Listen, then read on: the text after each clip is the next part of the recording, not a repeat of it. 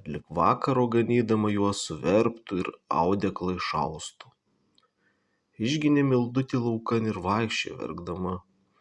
Tik ėmė ir prakalbo jos karvytė. Neverk, Mildutė, paimk linus, įkišk pro mano vieną ausį, papūsk ir viskas bus padaryta. Įkišo Mildutė linus pro vieną karvytės ausį, papūtė ir išlindo pro kitą ausį, viskas suverpta ir suausta.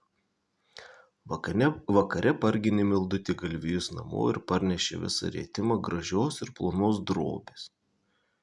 Kitą dieną įdavė laumė Mildutį 2 pundelius linų, prisakė juos suverpti ir suausti ir kartu išleido laukan savo vienakę dukterį, pažiūrėti, kaip Mildutė suverps tiek daug linų ir priaus tiek drobės.